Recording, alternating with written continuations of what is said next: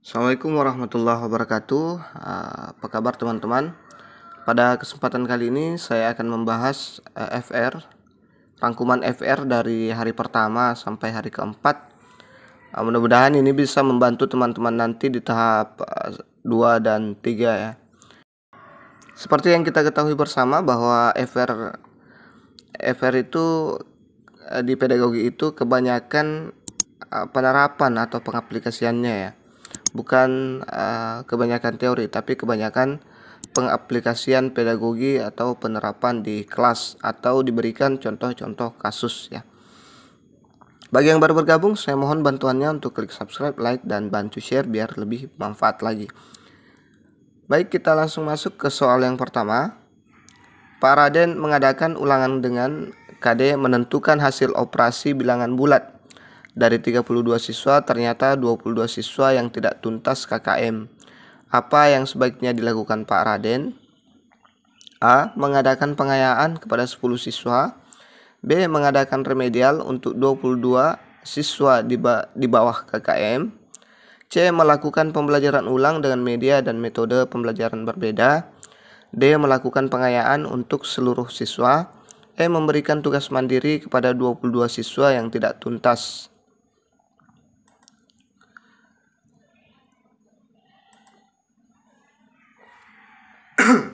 Jadi jawabannya ada di option C, yaitu melakukan pembelajaran ulang dengan media dan metode pembelajaran berbeda ya. Ini menentukan hasil operasi bilangan bulat. Ini ada 32 siswa, 22 siswa yang tidak tuntas KKM ya. Jadi intinya di sini apa yang sebaiknya dilakukan Pak Raden. Meskipun ini bukan soal yang berhubungan dengan matematika ya, tapi ini berhubungan dengan matematika SD atau matematika SMP atau mengadakan pengayaan. Kita lihat penjelasannya. Aturan remedial jika persentase peserta remedial yang pertama 0 hingga kurang dari 20% itu bimbingan individu atau tugas mandiri atau tutor sebaya ya. Yang 20% sampai kurang dari 50% bimbingan kelompok belajar ya. Kemudian kalau lebih dari 50% itu harus melakukan pembelajaran ulang ya. Pembelajaran ulang. Persentase tidak tuntas 22/32 kali 100% sama dengan 69%. Berarti ini lebih besar daripada 50%. Harus melakukan pembelajaran ulang ya, dengan media dan metode pembelajaran berbeda karena dianggap media dan metode yang digunakan itu tidak efektif atau kurang efektif. Semoga dipahami. Kita lanjut ke latihan soal berikutnya, ke FR berikutnya. Hasil pengolahan nilai bahasa Inggris oleh Pak Rudi menampilkan bahwa dari 32 siswa kelas 7 ternyata 28 siswa memperoleh nilai di atas atau mencapai KKM. KKM yang ditetapkan untuk pelajaran bahasa Inggris adalah 70 dan 4 siswa mendapat nilai di bawah KKM yang ditetapkan. Dari ilustrasi di atas, penilaian yang demikian disebut penilaian A. Penilaian acuan patokan, B. Penilaian acuan norma, C. Penilaian objektif, D. Penilaian terpadu, E. Penilaian menyeluruh.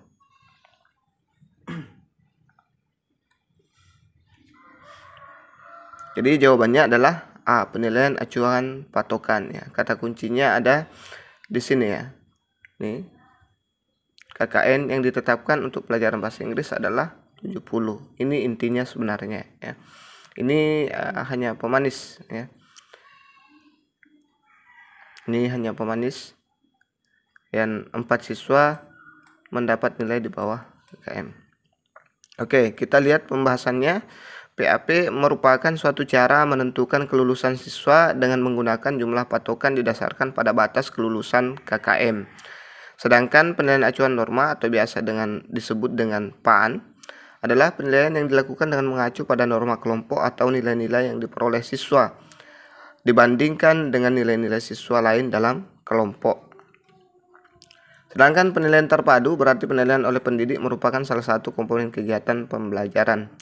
menyeluruh dan berkesinambungan, berarti penilaian mencakup semua aspek kompetensi ya, baik itu psikomotorik, afektif, dan lainnya. Objektif berarti penilaian didasarkan pada prosedur dan kriteria yang jelas tanpa dipengaruhi oleh subjektivitas penilaian ya.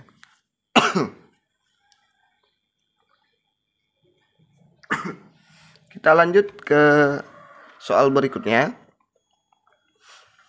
Perkembangan teknologi memungkinkan pembelajaran tidak lagi dilakukan tatap muka di dalam kelas, akan tetapi juga bisa dilakukan secara virtual atau jarak jauh dengan prinsip-prinsip pembelajaran berbasis teknologi. Pembelajaran model ini berbasis web dan bisa diakses menggunakan jaringan internet dimanapun dan kapanpun siswa berada. Pembelajaran yang demikian disebut pembelajaran A. Blended learning, B. E-learning, C. Learning by doing, D. Self-learning, E. Efficient learning.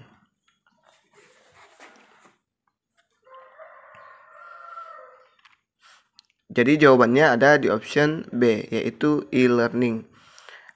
Kalau ini masuk ya, tapi dia lebih, semuanya masuk yang ada di sini ya, cuman dia lebih ke virus ya, ke virus corona update ya, berbasis teknologi. Dan ini sama tujuan soalnya ini ya, ada blended learning, self learning, dan efficient ya, berbasis teknologi ya, e-learning. Oke, kata kuncinya ada di sini ya. Kita bisa dengan cepat, kalau kita paham, kita bisa dengan cepat menjawab apa yang diinginkan soal. Tidak perlu berlama-lama dan tidak bingung-bingung apa yang diinginkan soal. Kita lihat pembahasannya. E-learning adalah pembelajaran yang dilakukan secara daring berbasis web atau sejenisnya. Blended learning adalah pembelajaran yang merupakan kombinasi antara pembelajaran dalam jaringan dan luar jaringan. Ini yang biasa kita pakai di sekolah saat virus corona ya. Istilahnya luring dan daring ya. Kita lanjut, perhatikan tabel di bawah ini. Ini soal penilaian ya. Ada KD, praktik, produk, proyek, portofolio, ada nilai. Kemudian akhir ya, PQRS, KD 4.1, 4.2, 3 dan 4. Ada, kita lihat ada 87, 66, 75, 75, 92, 82. Nilai PQRS berturut-turut adalah A. 87, 70, 92, 79, B. 87, 75, 92, 79, C. 87, 75, 92, 82, D. 88,66, 92, 75. PQRS berturut-turut ya. Kita lihat. Jadi jawabannya ada di option B, yaitu 87, 75, 92, 79 ya. Kita lihat pembahasannya. KD 4.1 karena hanya satu jenis penilaian, maka P sama dengan 87 ini ya. 4.1 hanya satu. Jadi di sini 87 di P ya. Kemudian KD 4.2 ada dua penilaian, tetapi dalam satu jenis penilaian yaitu praktik, maka pilih yang paling baik. Jadi Q sama dengan 75. Jadi ada dua penilaian di sini. Di penilaian praktik ada 66 dan 75, maka pilih yang terbaik. Berarti di Q adalah 75 ya. Kemudian KD 4.3 hanya ada satu penilaian, maka R sama dengan 92. Di 4.3 hanya satu penilaian ini ya. Jadi di sini 92 ya. Kemudian KD 4.4 memiliki dua jenis penilaian yang berbeda, maka hasil akhir penilaian adalah rata-rata dari 75 dan 82, yaitu 8. Jadi ini ada dua nilai yang berbeda. Di KD 4.4 ada 75 dan 82, ada produk dan proyek. Maka ini diambil rata-ratanya. Dari rata-rata 75 ditambah dengan 82 dibagi 2 itu sama dengan 79 ya, atau 78,5 lebih tepatnya. Tapi dirata-ratakan menjadi 79. Jadi jawaban yang tepat ada di option B ya. Semoga dipahami. Kita lanjut ke latihan soal berikutnya. Langkah-langkah menulis soal tes uraian sebagai berikut, kecuali A. Melakukan analisis KI dan KD serta indikator. B. Mendefinisikan tujuan-tujuan pembelajaran dan lingkup bahan ajar yang mestinya diungkap. C. Menyusun kisi-kisi. D. Membuat atau menulis soal. E. Membuat pedoman penskoran. Ya, jadi harus diingat langkah-langkah dalam menulis soal tes uraian. Ya, ingat ya, ada kata kecuali. Jadi jawabannya ada di option A, melakukan analisis KI dan KD serta indikator. Kita lihat langkah-langkah menulis soal tes uraian. Yang pertama, mendefinisikan tujuan-tujuan pembelajaran dan lingkup bahan ajar yang mestinya diungkap. Jadi ini dia termasuk ya, termasuk langkah-langkah menyusun. Kemudian 2, menyusun kisi-kisi. Oke. Selanjutnya membuat atau menulis soal sekaligus dengan kunci jawaban. Ya.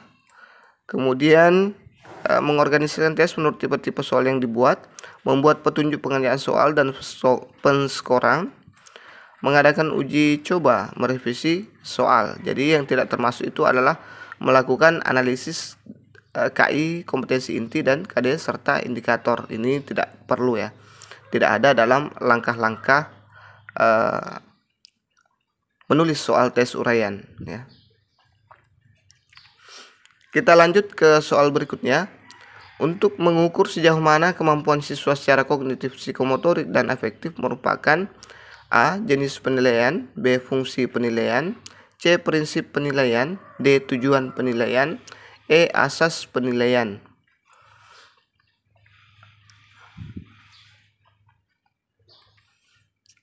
Jawabannya ada di option D, tujuan penilaian. Kita lihat, tujuan penilaian itu ada yang pertama, mengetahui tingkat penguasaan kompetensi dalam sikap afektif, pengetahuan kognitif, dan keterampilan atau psikomotorik yang sudah dan belum dikuasai seorang atau sekelompok peserta didik untuk ditingkatkan dalam pembelajaran remedial dan pengayaan tertentu ya, yaitu harian, tengah semester, 1 semester, 1 tahun, dan masa studi satuan pendidikan. Menetapkan program perbaikan atau pengayaan. Yang keempat, memperbaiki proses pembelajaran. Saya lupa enter ini yang keempat ya. Itu dia dari tujuan-tujuan penilaian ya. Mengukur sama dengan mengetahui tingkatnya. Kita lihat fungsi penilaian ya, ada tujuan, ada fungsi ya. Yang pertama, menggambarkan sejauh mana peserta didik menguasai suatu kompetensi. Yang kedua, mengevaluasi hasil belajar peserta didik dalam rangka membantu peserta didik memahami kemampuan dirinya. Yang ketiga, mendiagnosa kesulitan belajar. Yang keempat, kontrol bagi peserta didik dan satuan pendidikan tentang kemajuan peserta didik. Kita lanjut ke soal berikutnya. Jangan lupa subscribe, like, dan bantu share ya teman-teman. Insyaallah kita masih akan buat FR teknis ini. Pedagogi masih ada yang belum saya masukkan di sini ya. Seorang guru sebelum melaksanakan pembelajaran mempersiapkan perangkat pembelajaran. Setelah menyusun indikator pembelajaran, lalu menyusun tujuan pembelajaran. Hal ini termuat dalam A. Silabus pembelajaran, B. Rencana pelaksanaan pembelajaran, C. Rencana penilaian pembelajaran, D. Analisis KI dan KD, E. Program semester.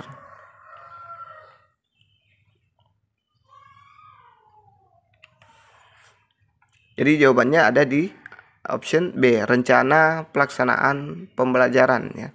Jadi indikator dan ini setelah menyusun indikator pembelajaran lalu menyusun tujuan ya, tujuan pembelajaran. Hal ini termuat di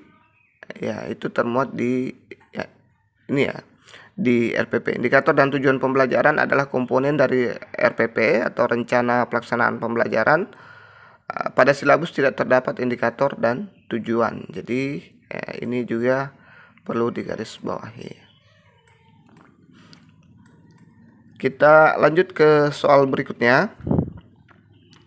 Silabus dan RPP adalah pedoman bagi guru dalam melaksanakan pembelajaran yang berupa rencana pembelajaran.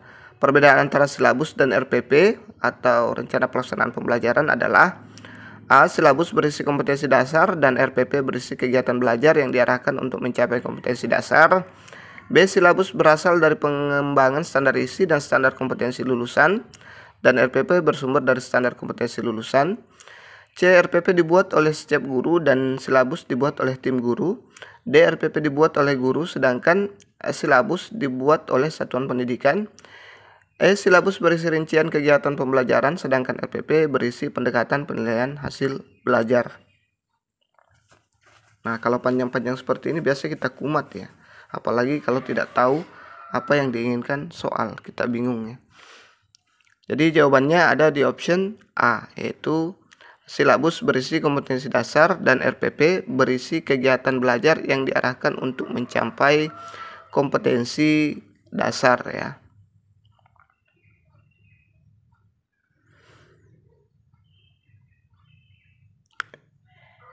Oke, kita lihat pembahasannya. Silabus berisi kompetensi dasar dan RPP berisi kegiatan belajar yang diarahkan untuk mencapai kompetensi dasar KI dan KD. Dikembangkan dari standar kompetensi lulusan. Silabus dikembangkan dari KI dan KD, sementara RPP mengembangkan KD ya. Ke dalam indikator pencapaian kompetensi dasar dan tujuan pembelajaran, RPP disusun masing-masing guru sedangkan silabus dikembangkan oleh Kemendikbud.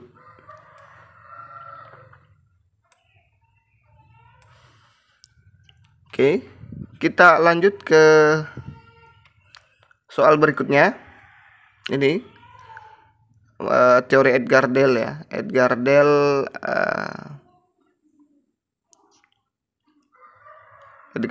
Oke, ini sudah ada saya buat ya sebelumnya di kompetensi teknis, cuman kurang yang nonton. Entah kenapa. Kita lihat yang pertama, seorang guru mempelajari kerucut pengalaman dari Edgar Dell. Apa yang harus guru lakukan dalam pembelajaran berdasarkan kerucut pengalaman tersebut?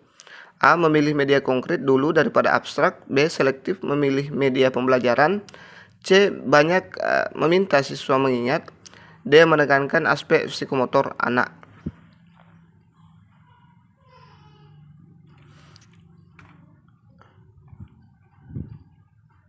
Oke, jadi ini dia kerucut dari pengalaman menurut Edgar Dell atau kon piramid. Kita lihat kerucut pengalaman yang dikemukakan oleh Edgar Dell itu memberikan gambaran bahwa pengalaman belajar dapat melalui proses perbuatan atau mengalami sendiri apa yang dipelajari, proses mengamati dan mendengarkan melalui media tertentu, dan proses mendengarkan melalui bahasa. Jadi inti dari teori Edgar Dell ini adalah dia lebih cenderung ke konkret daripada ke abstrak ya. Dia ke konkret dulu. Intinya dia memberikan pengalaman dulu ya, pengalaman dulu. Kalau Edgar Dell langsung saja ingat pengalaman ya. Karena dia lebih cenderung melakukan pengalaman dulu baru ke abstrak ya, langsung pengalaman langsung ya. Ini kita lihat ada bermain peran, melakukan simulasi, mengerjakan hal yang nyata itu 90% persentasenya. Sedangkan membaca 10%, dengarkan 10%, melihat video demonstrasi film itu 30%. Jadi ini semakin mengkerucut dia semakin abstrak ya. Ini berbuat, terlibat, visual, verbal. Jadi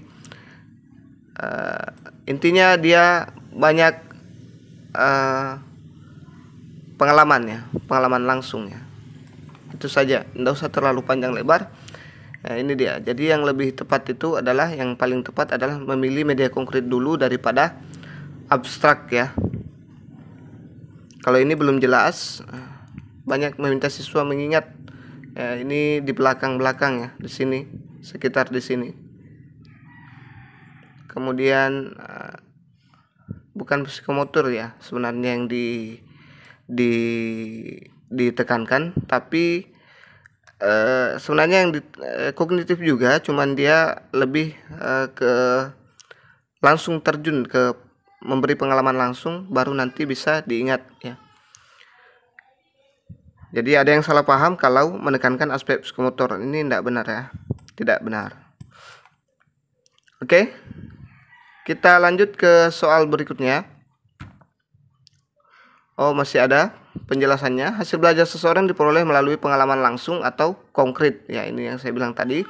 Kenyataan yang ada di lingkungan kehidupan seseorang kemudian melalui benda tiruan sampai pada lambang verbal atau abstrak ya. Itu sama dengan stimulasi itu, melakukan tiruan sampai kepada lambang verbal atau abstrak ya. Jadi semakin ke atas puncak kerucut, semakin abstrak media penyampai pesan itu. Proses belajar dan interaksi mengajar tidak harus dari pengalaman langsung, tetapi dimulai dengan jenis pengalaman yang paling sesuai dengan kebutuhan dan kemampuan kelompok siswa yang dihadapi dengan mempertimbangkan situasi belajar. Pengalaman langsung akan diberikan informasi dan gagasan yang terkandung dalam pengalaman itu. Oleh karena itu, ia melibatkan indera penglihatan, pendengaran, perasa, penciuman, dan peraba. Jadi seperti itu teori dari Edgar Dell ya. Intinya berbuat dulu ya, berbuat dulu baru mengingat. Yang konkret dulu baru abstrak. Oke, soal selanjutnya, Melati adalah anak yang selalu bersemangat di kelas. Ia selalu berusaha menjawab pertanyaan-pertanyaan yang dilontarkan guru. Guru memberikan tepuk tangan untuk menghargai usaha Melati dan terkadang memberi acungan jempol pada saat Melati menjawab pertanyaan dengan benar. Maka yang dilakukan oleh guru tersebut menganut teori dari A. Ausubel, B. Piaget, C. Brunner, D. Skinner. Jadi ini yang tokoh 4 ini sebenarnya ada satu di sini, ada Bandura ya, teori Bandura. Itu juga teman-teman perhatikan juga teori Bandura, karena di FR yang saya dapat hampir semua dapat ini. Ada khusus membahas Ausubel, ada yang khusus membahas Piaget, ada yang khusus membahas Brunner dan Skinner, ada juga yang khusus membahas Bandura. Jadi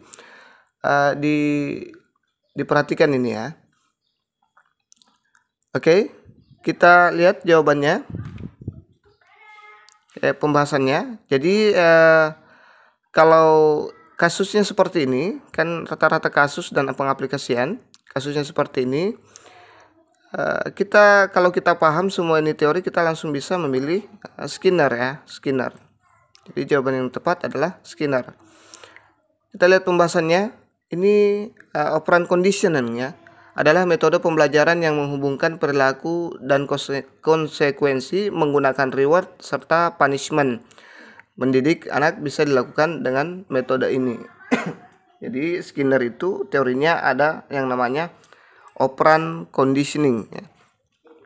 Ada reward dan punishment. Teori ini dikembangkan oleh B.F. Skinner dan sering disebut teori Skinner ya, maupun biasa juga disebut instrumental conditioning, di mana percobaannya itu pada tikus ya, tikus. Sedangkan teori Ausubel nih, teori belajar Ausubel adalah teori belajar mengajar yang dapat mengakibatkan seseorang bisa belajar bermakna, sehingga dengan belajar bermakna, informasi atau pengetahuan yang diperoleh mempunyai daya tahan yang lebih lama. Jadi kalau teori Ausubel dia pembelajaran bermakna ya. Ini pelajaran bermakna, pembelajaran hafalan. Ini dia bedanya, menjelaskan hubungan antar konsep. Kemudian penyajian melalui ceramah atau buku pelajaran. Kalau belajar hafalan, ini daftar perkalian, menerapkan rumus-rumus untuk memecahkan pemecahan dengan coba-coba. Ini pengajaran auditorial yang baik, penelitian ilmiah, sebagian besar penelitian rutin atau produksi intelektual. Kegiatan di laboratorium sekolah ya. Jadi ini lebih nyaman belajar bermakna daripada belajar hafalannya. Sepanjang garis mendatar dari kiri ke kanan terdapat berkurangnya belajar penerimaan. Garis kiri ke kanan mendatar dan bertambahnya penemuan, sedangkan sepanjang garis vertikal dari bawah ke atas terjadi berkurangnya belajar hafalan. Ini dia. Bertambahnya belajar bermakna. Inti dari teori Ausubel tentang belajar adalah belajar bermakna yang merupakan suatu proses mengaitkan informasi baru pada konsep-konsep yang relevan yang terdapat dalam struktur kognitif seseorang. Dia katanya akan lebih awet, lebih tahan lama dibanding hafalan. Selanjutnya ada teori perkembangan kognitif Jean Piaget atau teori Piaget itu menunjukkan bahwa kecerdasan berubah seiring dengan pertumbuhan anak. Perkembangan kognitif seorang anak bukan hanya tentang memperoleh pengetahuan, anak juga harus mengembangkan atau membangun mental. Ini ada 4 tahapan perkembangan kognitif si kecil dalam teori Piaget. Ini perkembangan kognitif anak mengacu pada proses mengingat, pengambilan keputusan, dan memecahkan masalah. Perkembangan ini bisa berbeda-beda pada tiap anak. Psikologi J. Piaget membagi perkembangan kognitif anak pada 4 tahap berdasarkan usia anak. Tahap sensomotor itu usia 18 hingga 24 bulan. Tahap pra-operasional usia 2 hingga 7 tahun. Tahap operasional konkret usia 7 hingga 11 tahun. Kemudian yang keempat, tahap operasional formal usia 12 tahun ke atas. Soal ini juga teori ini juga masuk di beberapa FR yang menyatakan bahwa anak kecil perempuan yang menganggap boneka itu sebagai saudaranya itu tahap apa itu di tahap apa ada ini option-optionnya jadi ada anak kecil perempuan yang menganggap bahwa boneka itu saudaranya, boneka itu sangat berarti ada kira-kira anak itu masuk di tahap apa. Ini masuk teori Piaget banyak, jadi saya harap dipahami baik-baik teori-teori dari kelima tokoh ini, termasuk Bandura Oke, selanjutnya ada teori Brunner, adalah teori belajar matematika yang terdiri dari 3 tahap, yaitu tahap enaktif, ikonik, dan simbolik.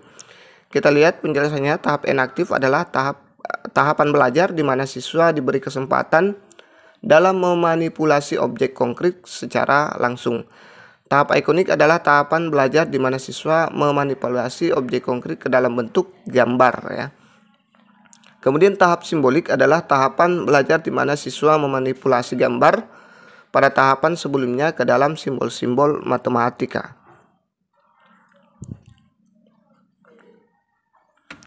Kita lanjut ke soal berikutnya. Pada pembelajaran matematika, siswa diminta menemukan sifat-sifat persegi panjang oleh gurunya. Siswa tersebut dapat menemukan sendiri sifat-sifat bujur sangkar karena pada pembelajaran sebelumnya sudah belajar mengenai bangun datar. Menurut Ausubel, hal tersebut menunjukkan Ausubel lagi A. Belajar dengan menemukan penemuan yang bermakna. B. Belajar dengan penemuan tidak bermakna. C. Belajar menerima yang bermakna. D. Belajar menerima yang tidak bermakna. Kalau ketemu Ausubel itu adalah belajar dengan penemuan bermakna atau pembelajaran yang bermakna. Tadi ada gambaran yang saya berikan, ada penelitian ilmiah di situ penelitian ilmiah. Kita lihat teori belajar Ausubel adalah teori belajar mengajar yang dapat mengakibatkan seseorang bisa belajar bermakna. Intinya kalau Ausubel ingat saja bermakna. Sehingga dengan belajar bermakna, informasi atau pengetahuan yang diperoleh mempunyai daya tahan yang lebih lama, dan dia termasuk teori kognitif Kita lanjut ke soal berikutnya. Saat Edo mengajukan pertanyaan kepada guru, dari situ guru kemudian memberikan pujian kepada Edo karena diberi pujian, membuat Edo lebih terus meningkatkan kemampuan untuk mengajukan pertanyaan-pertanyaan yang baik lagi ke depannya. Maka hal tersebut sejalan dengan teori A. Behavioristik, C. B. Kognitif, C. Humanistik, D. Konstruktivistik, E. Cybernetik. Jadi seperti yang saya katakan bahwa itu lebih cenderung ke contoh kasus atau penerapan atau pengaplikasian. Jadi jawaban yang tepat adalah teori behavioristik ya.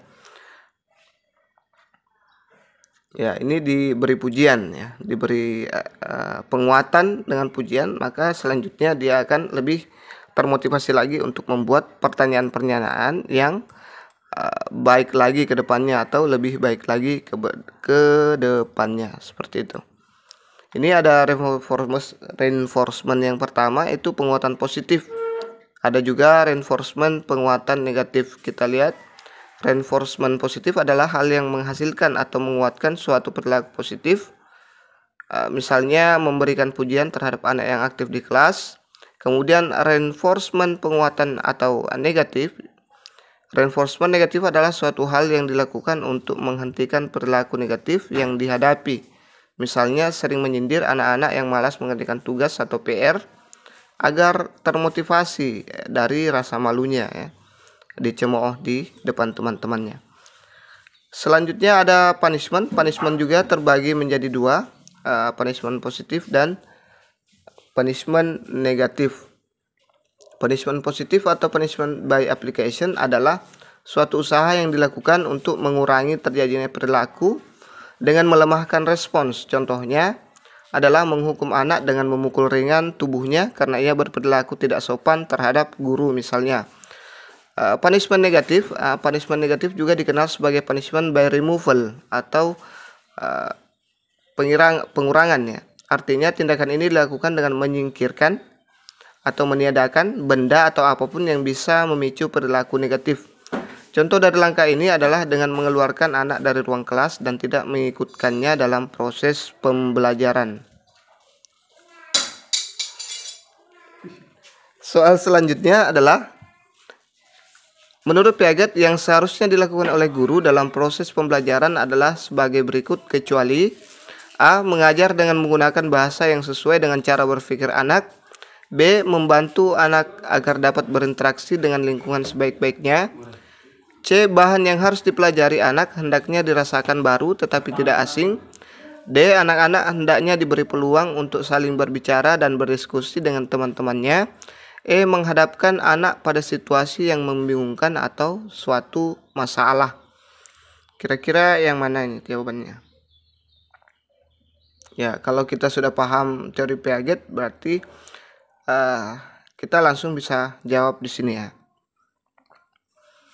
Oke, ini dia pembahasannya. Implikasi teori perkembangan kognitif Piaget dalam pembelajaran PAI antara lain, tekanan pada keaktifan peserta didik melibatkan partisipasi peserta didik, belajar aktif dan guru berperan sebagai fasilitator pengetahuan, mampu memberikan semangat belajar, membina dan mengarahkan peserta didik ya. Implikasi teori Brunner. Sedangkan ini jadi Piaget itu bagaimana siswa bisa belajar senyaman mungkin ya dengan lingkungannya. Jadi ini ya, siswa akan nyaman kalau kita mengajar dengan bahasa yang sesuai dengan cara berpikir anak, membantu anak agar dapat berinteraksi dengan lingkungan sebaiknya. Pokoknya bagaimana bisa membuat peserta didik nyaman atau anak-anak nyaman kalau teori Piaget ya. Bahan yang harus dipelajari anak hendak dirasakan baru tetapi tidak asing sehingga tidak menimbulkan kebingungan. Anak-anak hendaknya diberi peluang untuk saling berbicara dan berdiskusi dengan temannya ya, biar dia merasa nyaman, tidak merasa tertekan ya. Mengharapkan anak pada situasi yang membingungkan atau suatu masalah. Ini yang tidak termasuk ya. Berarti jawaban yang benar ada di option E, menghadapkan anak pada situasi yang membingungkan atau suatu masalah. Ini lebih cenderung ke teori Brunner ya. Ini saya perlihatkan dalam proses pembelajaran itu teori Brunner ada 3 poin. Menghadapkan anak pada suatu situasi, maaf saya buru-buru karena mau masuk mengajar. Menghadapkan anak pada suatu situasi yang membingungkan atau suatu masalah. Jadi ini sesuai dengan teori Brunner ya. Kemudian yang kedua, anak akan berusaha membandingkan realita dan di luar dirinya dengan model mental yang telah dimilikinya. Dan yang ketiga, dengan pengalamannya anak akan mencoba menyesuaikan atau mengorganisasikan kembali struktur-struktur idenya dalam rangka untuk mencapai keseimbangan di dalam benaknya. Jadi pelajari semua tentang teori-teori belajar yang ada di modulnya, teman-teman pahami baik-baik. Yang perlu ditekankan adalah pemahamannya tentang teori-teori belajar ya, karena yang banyak muncul itu adalah contoh kasus dan penerapannya dalam proses pembelajaran ya. Nanti kita akan buat lagi part 2-nya insyaallah kalau banyak yang nonton, banyak yang berkomentar. Itu saja dulu yang sempat saya share pada kesempatan kali ini. Jangan lupa subscribe, like, dan bantu share. Semoga bermanfaat, semoga lulus semua di tahap 2. Wassalamualaikum warahmatullahi wabarakatuh.